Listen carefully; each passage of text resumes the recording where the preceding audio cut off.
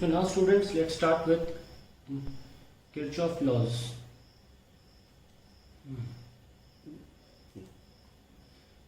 हमारे पास दो Kirchhoff law होते हैं, सॉरी, केसीएल और दूसरा है केवीएल. तो इस किरचॉफ करंट लॉ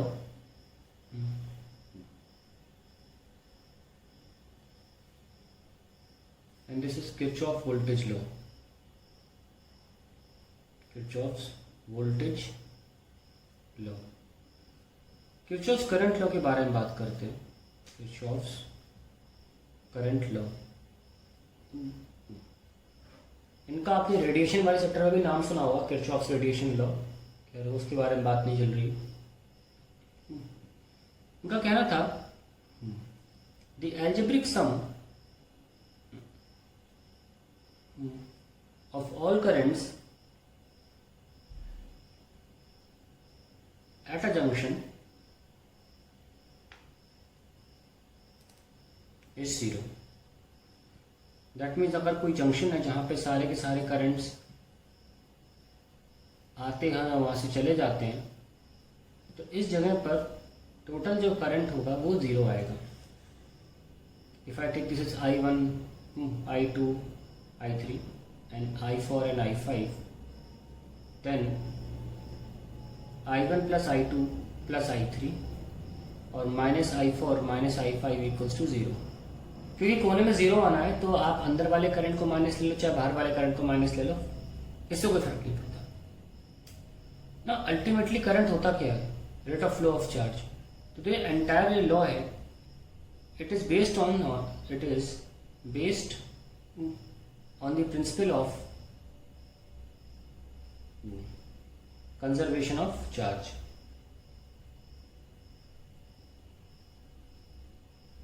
जितना भी चार्ज आएगा उतना बाहर भी जाना चाहिए, अक्यूमुलेट नहीं हो सकता. ठीक है. So the charge cannot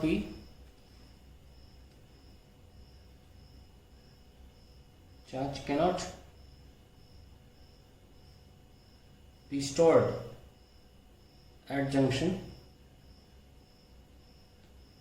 whatever charge comes in, it goes out. ये किरचॉफ्स करंट लॉ है. अब बारी आती है किरचॉफ्स के वोल्टेज लॉ की.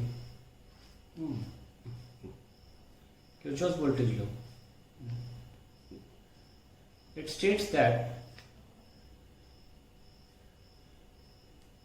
the total EMF in a loop is equal to the sum of the product of current and resistances. That is, अगर मैं कोई सर्किट लेता हूँ, सपोज मैं एक सर्किट ले लेता हूँ,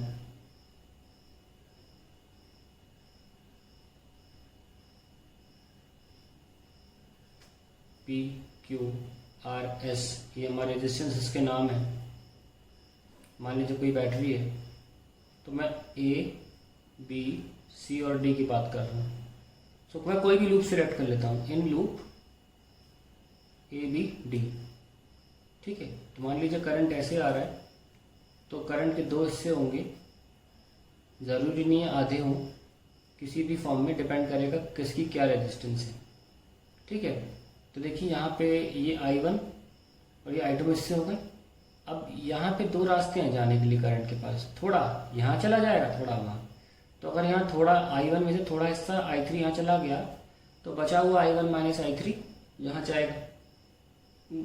और सिमिलरली I2 और I3 अगर हम जोड़ें तो यहाँ क्या पहुँचेगा? I2 plus I3.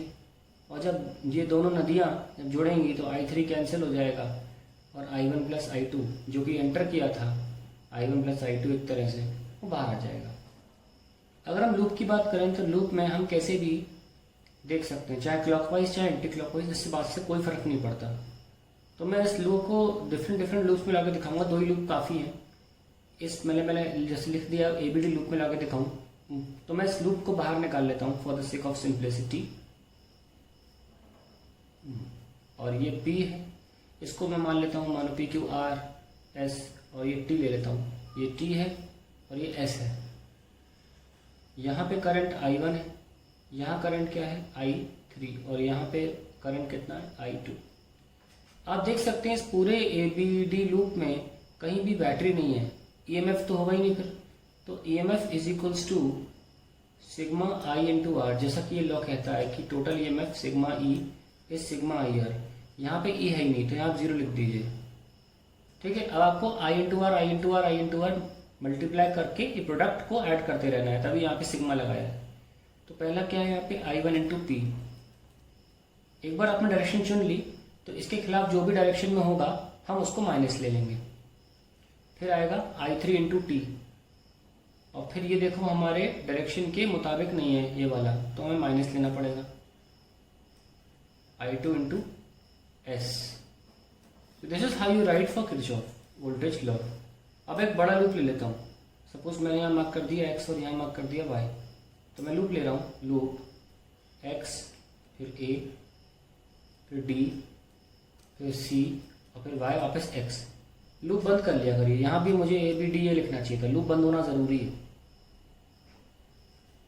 लिखते हैं, कैसे लिखेंगे? आप देख सकते हैं इस पूरे लूप में ये जो पर ऐसा लूप है ये, है ना, हम देख सकते हैं एक है source, that is E. Battery को ई लिख लें, वी ना लिखें अभी के लिए। और ये हमें दिख रहा है कि इस पूरे लूप में एक ई है, तो कोने में आपको इनटू फॉर्मूला ई आ जाएगा। अब फिर से करें, यहाँ से लेकर यहाँ तक कोई लोड नहीं है तो करंट से कोई मल्टीप्लाई होने के लायक बचा नहीं, I2 इंटू एस लिखना पड़ेगा, प्लस फिर आप ऐसे आइए और यहाँ चले जाइए, it will be I2 plus I3 into R, और फिर से कोई कुछ नहीं है। तो ये बहुत ही इंपॉर्टेंट एक्सप्रेशन सामने आया हमारे दोनों, एक बार जब जीरो था एक बार जब था, तो दोनों तरीके से लिखना आ गया हमको। This is how you write the Kirchhoff voltage law. Now let's analyse, after studying these two laws, let's analyse the Wheatstone bridge.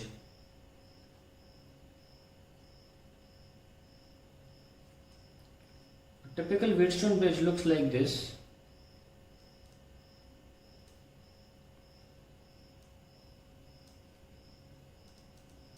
Suppose I am getting a current I from here and यहाँ पर हम एक गैलमीटर लगा लेते हैं, उसकी भी अपनी एक रेजिस्टेंस होती है जो कि टेस्ट करेगा कि कितना करंट जा रहा है बीच मिड ब्रांच में A B C D। तो मान लीजिए I के दो हिस्से होंगे, this is I1, this is I2। Galvanometer में मान लीजिए I3 चला गया, this is I1 minus I3, I2 I3 getting added, so I get I2 plus I3 and finally I get I1 plus I2। Suppose I take this loop, इस loop में कोई EMF नहीं है तो जीरो ले लिया। कौन सा लूप का नाम लिख लीजिए, लूप ABDA, ठीक है, ये बंद कर दिया। इनका रेजिस्टेंस का नाम भी लिख लीजिए PQ, ये R और ये S, ऐसे लिख लिया PQRS। सब लिखते हैं I1P into P plus I3 into G, okay. और ये उल्टा जा रहा है, हमारे लिए एरो के मुताबिक नहीं है, उल्टा है, तो माइनस का I2S, ठीक है। ये हमारी फर्स्ट इक्वेशन हो गई। अब लेते हैं लूप दूसरा वाला, ये ऐसे ले लो, उल्टा भी ले सकते हो, कोई फर्क नहीं पड़ेगा। Loop BCDB, so 0 equals to I1 minus I3 into Q, ये सब नो। और बाकी क्योंकि हमारे एरो के उल्टे हैं, देख लो ये भी ऐसे जा रहा है, एरो हमने ऐसे लिया है तो माइनस लेना पड़ेगा। I2 plus I3 into R minus I3 into G equals to 0, second equation.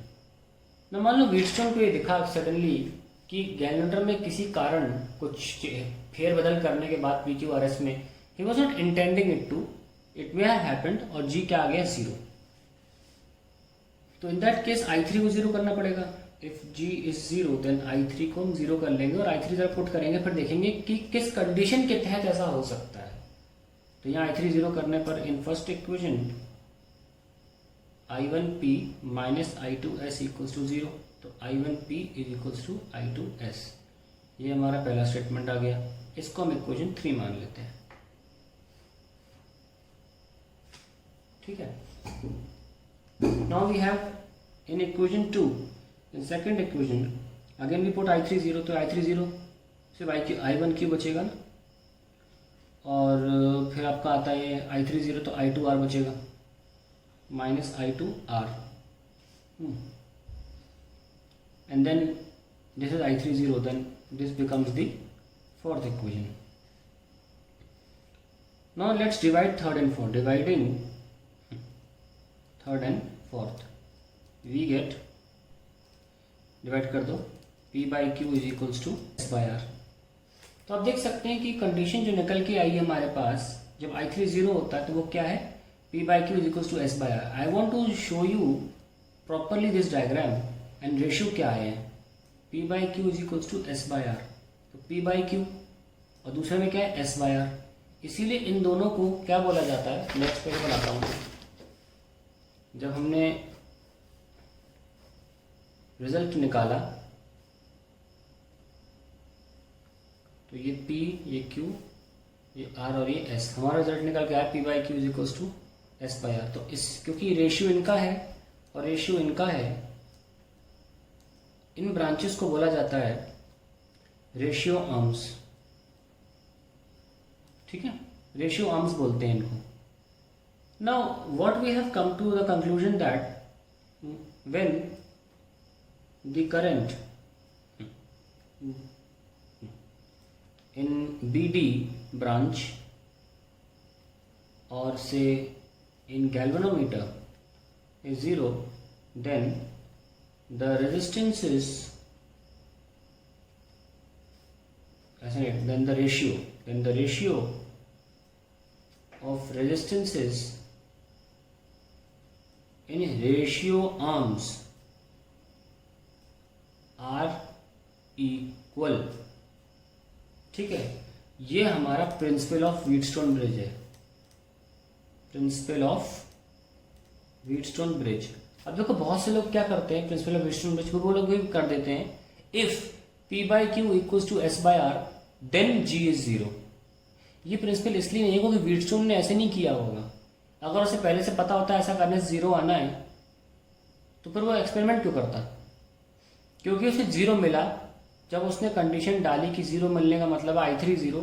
जब इक्वेशन में उसने I3 इक्वल टू 0 पुट किया, he finally came to know that ये 0 करंट कैसे है जब P बाई Q और S बाई R है, पर दिखा उसे कैसे था, पहले 0 था. तो मैंने उस तरीके से ऑर्डर में लिखा है, when the current in B and D branch, ये देखो ये ब्रांच है ना, इस पर करंट अगर 0 हो गया तो, और से when galvanometer read 0 then the ratio, तब ये इसलिए हो रहा है क्योंकि ratio of the ratio arms, ratio of resistance in ratio arms are equal.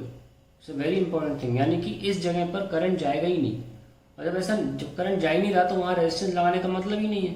तो फिर ऐसे में जब आपको कभी भी दिखे कि रेशियो बराबर है, आप बीच की ब्रांच को हटा सकते हैं और सिंपली क्या होगा, ये दो रेजिस्टेंस सीरीज में आ जाएंगी, पी क्यू और ये क्या है आर एस. तो आप फाइनली रेजिस्टेंस कैसे लिखोगे, एक तरह से P plus Q parallel with R plus S, इस तरह से हो जाएगा और सर्किट में एनालिसिस बहुत इजी हो जाएगा. सो ये जो हमने वेरिफिकेशन किया है किरचॉफ की मदद से व्हीटस्टोन ब्रिज का, ये बहुत ही इंपॉर्टेंट है, बोर्ड एग्जाम में आता है, स्कूल एग्जाम्स में आता है, इसको ध्यान रखिए.